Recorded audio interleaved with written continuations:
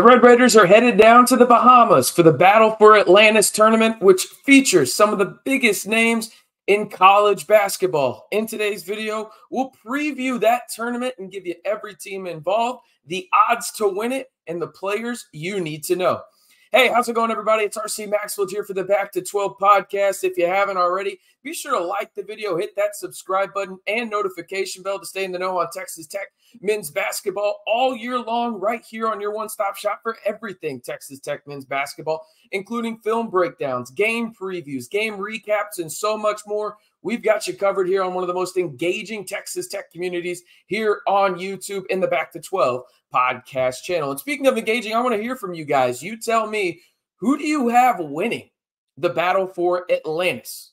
All right, we've got some marquee names down here. We'll go through the teams here in just a second, but let me know who you've got winning the Battle for Atlantis as 3 top 25 teams head down to the Bahamas. All right, let's look at the teams involved here. We've got number 14, Arkansas. We've got Michigan, whose odds are a little bit perplexing to me, but we'll get to that here in just a little bit. We've got Memphis, right? We've got number 20, North Carolina, one of the bluest of blue bloods down in the Bahamas. We've also got Stanford, Texas Tech, Northern Iowa. Remember what they did to Texas just a few years ago in the NCAA tournament. And then you've got number 21, Villanova. Let's look at the odds, though, to win the said tournament because, well, this is interesting, and all these odds are from FanDuel. We've got North Carolina at plus 300. You've got Arkansas not too far behind at plus 370.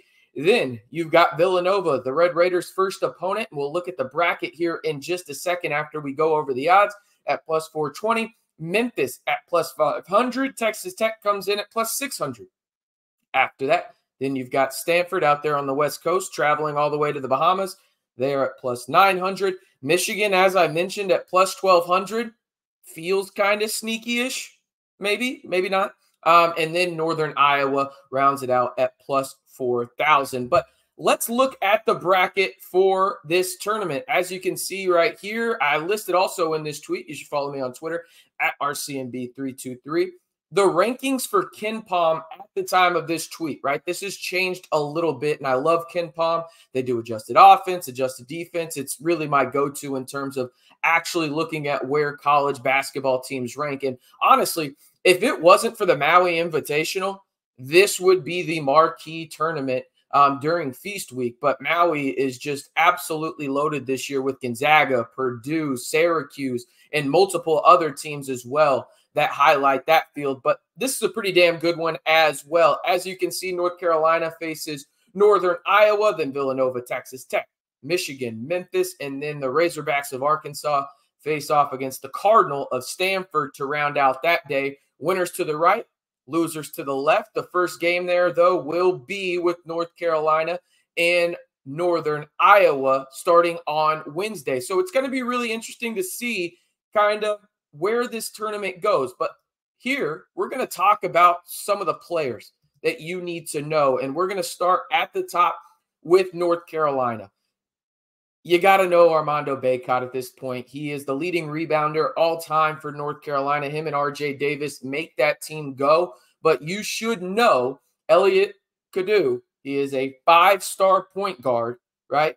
Coming off the bench, R.J. Davis starts for them, but he is a guy that really brings a spark and an energy level that the Tar Heels have been missing there for Hubert Davis. He's a guy to watch off the bench for the Tar Heels. Now, as for the Fighting Eric Musselmans, a.k.a. the Arkansas Razorbacks, you can see them down at the bottom of the screen. They went portal hunting because, as John Rothstein would say over on Twitter, Eric Musselman is the great importer. Okay, he is that guy when it comes to the transfer portal. But they also had 2 guys coming back that are really pivotal for them in Brazil and then also Devontae Davis. Those guys are also started. Brazil had a knee injury last year. He's back to 100% and starting for the Razorbacks. But some guys you need to know that they added from the transfer portal include Khalif Battle from Temple, absolute stud. Love Tremont Mark from Houston, and then Ellis from Louisville, right? And Louisville is just an interesting team right there. Almost beat Texas, but also lost to a team they shouldn't, whatever. But Ellis is definitely a guy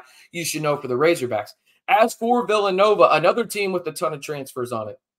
right? And it's led by Tyler Burton from Richmond, a guy that averaged 19 points per game for the Spiders last year. They also added Lance Ware from Kentucky, Hakeem Hart from Maryland, and TJ Bamba from Washington State. So those are some of the guys you need to know for the Wildcats. As for the Tigers of Memphis, it's basically all transfers. I mean, all transfers outside of maybe 2 guys. I mean, it is crazy what they did in the portal, but that's modern college basketball, right? And Memphis is one of the best at doing it. They add Quinterly from Alabama. They also add Jordan Brown, one of my favorite under-the-radar signings from Louisiana. He's a guy that plays the forward position really well and super athletic, right? You got David Jones from St. John's, an absolute bucket, currently leading the Tigers in scoring. And then you got Draquan Walton, who is a 2-time transfer, actually started his career at Georgia, then went to Wichita State, now playing for the Tigers. Elsewhere in this tournament, we'll move on to Texas Tech, the Red Raiders.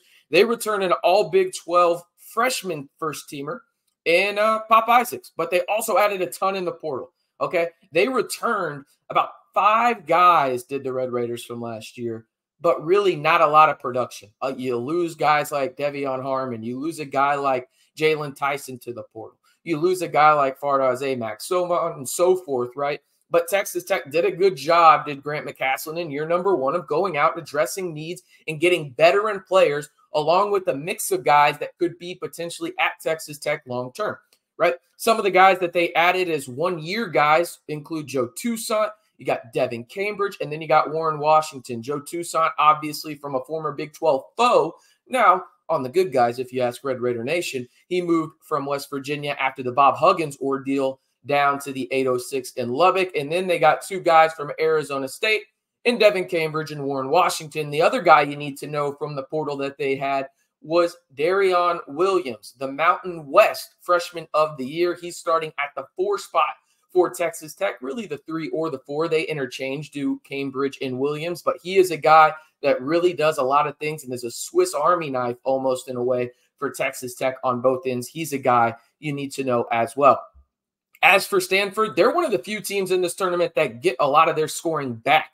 They return 3 of their top 4 scorers, including Spencer Jones. You've got Michael Jones, and then you've got Brandon Angel as well. Those are the 3 guys you need to know for the Cardinal down in the Bahamas. As for Michigan, they have 3 starting transfers in their starting lineup, and all of them are super interesting. Actually, a former Red Raider as well, in Namari Burnett. You may remember him with Jamias Ramsey. Namari Burnett transferred then to Alabama.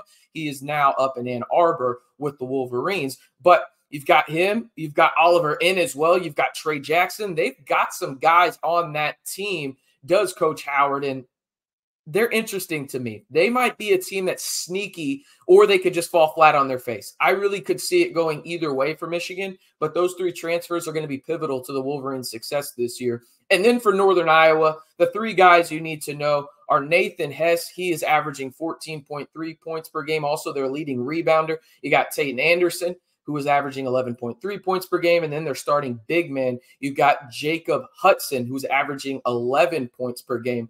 The Panthers go as those 3 go. If you stop one of those guys, they're going to have trouble scoring, and they are clearly the worst team in this tournament, but a team that could potentially scare some teams if those guys get hot. But if not, they're going to have a long time, but probably enjoyable time down in the Bahamas. It's hard not to enjoy your time down in the Bahamas. You know what I mean? It's just hard. Let's get out of here, though. You tell me before you leave who you got winning the 2023 Battle for Atlantis. You know every team involved now.